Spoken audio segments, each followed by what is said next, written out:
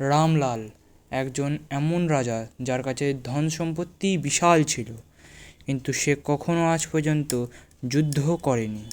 আরেক দিক ছিল রাজা সেলিমউদ্দিন, এক এমন রাজা যে রাজা রামলালের সম্পত্তির ওপর অনেক নজর ছিল। রাজা সেলিমউদ্দিন একদিন চুপচাপ যুদ্ধের পরিকল্পনা করল। যেই দিন রাজা রামলাল এটা জানতে পারল, সে তার 2 পুত্র এবং মন্ত্রীকে সব সোনা লাল পাহাড়ে লুকিয়ে দেওয়ার আদেশ দিলেন। ঠিক তার পরের সকালেই রাজা সেলিমউদ্দিন নিজের সব সেনাবাহিনী নিয়ে উপস্থিত হলেন, আর যুদ্ধ শুরু হলো। এই যুদ্ধে রাজা সেলিমউদ্দিনই জিতলেন, কিন্তু যখন সে রাজা রামলালের দরবারে গেলেন তখন সে কোনো ধন সম্পত্তি পেলেন না। রেগে গিয়ে সে নিজের রাজ্যে ফিরে গেলেন। এখন কথাটা হলো, ধন সম্পত্তি কার হলো? অনেক বছর কেটে গেল, শুরু হলো এক নতুন গল্প।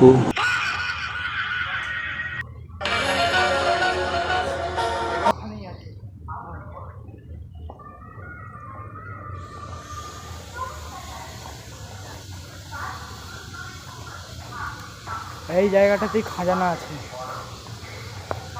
একটু জঙ্গল ভেতর দিকে যেতে হবে, চলো। এইখানটাতেই আছে, আস্তে আস্তে আসবি।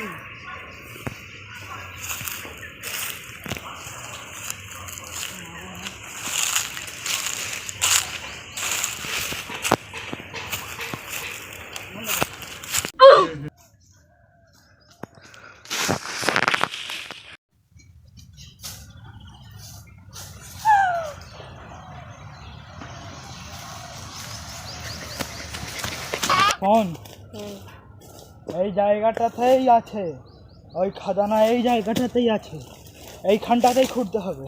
চলো খুলে চলো করো। কি দিয়ে খুঁড়ি?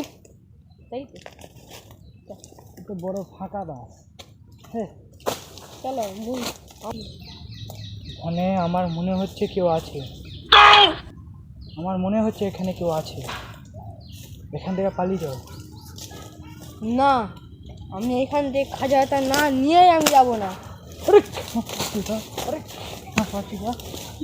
এখানে ভূত আছে, এখানে ভূত আছে, এখান থেকে না গেলে ওরা খেয়ে নিবে। বুঝতে পারছিস না কেন? আমার পায়ে মনে কামড়ে দিয়েছে। এখান থেকে আমি এক্ষুনি যাচ্ছি, তুই আসতে হলে আয়, না হলে চা। না,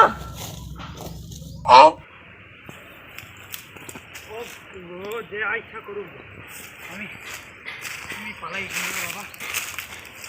বললে কথা শুনবে নি, তোমাটা বললে কথা শুনবে নি, আমি পালাই এখান থেকে।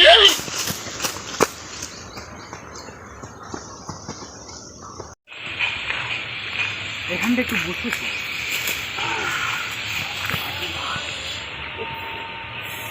আর পারছি না, অনেকটা দূর এখন। বন্ধ করে দে।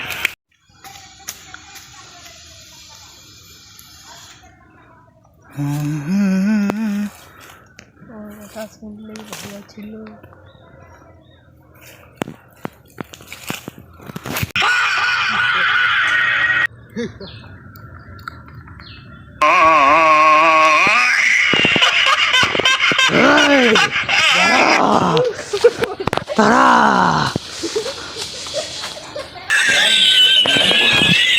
আমি ওর পিছু ছাড়বো না।